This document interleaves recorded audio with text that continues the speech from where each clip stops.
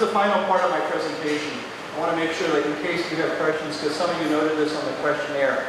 I think you know already, 110 is the number for police, and 119 is the general emergency number, usually for ambulances. Now, if you call and start speaking English, they will usually connect you with an English-speaking operator. So don't let that put you off.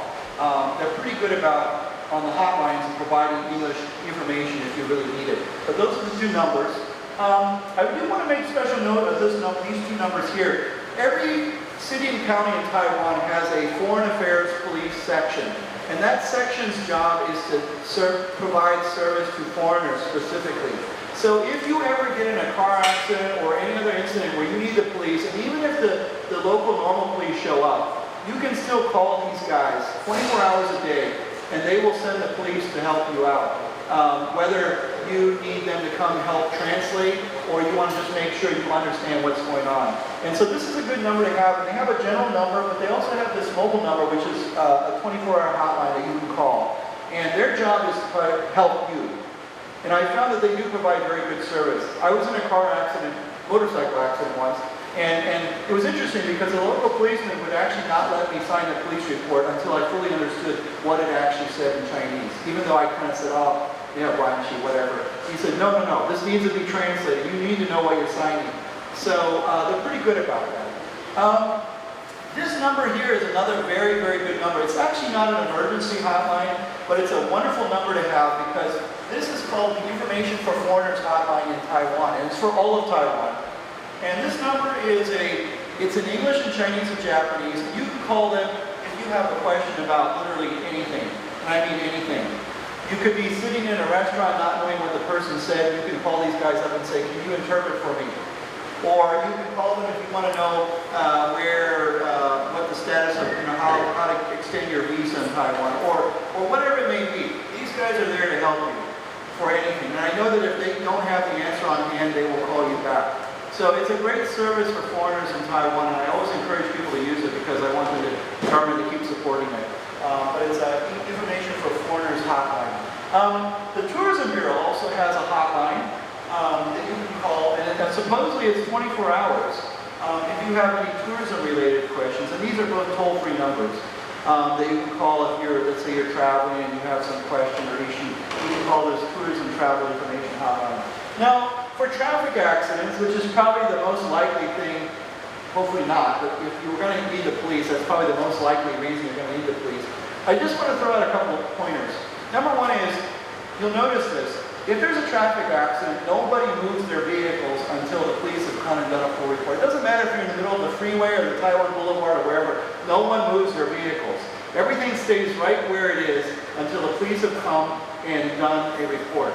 And I will say this too, because even if it's a very, very minor incident where you feel like everything's okay, and even if the other person said it's fine, make sure that everyone has left the scene and that the police have not been called.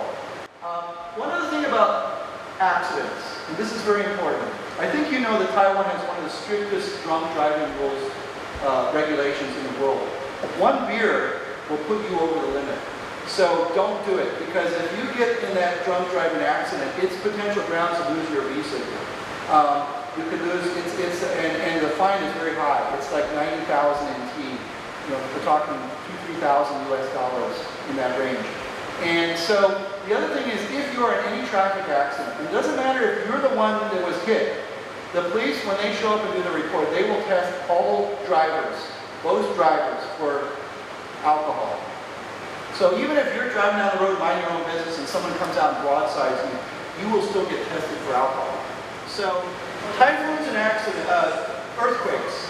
As you know, Taiwan is in a seismically active location, and there are a lot of typhoons. The good news is Taichung is actually less affected by typhoons than any other part of Taiwan. Often, typhoons that are plastering northern, southern, eastern Taiwan won't do anything with typhoon. However, we do get our typhoons. If a typhoon comes, it's nothing to be alarmed by.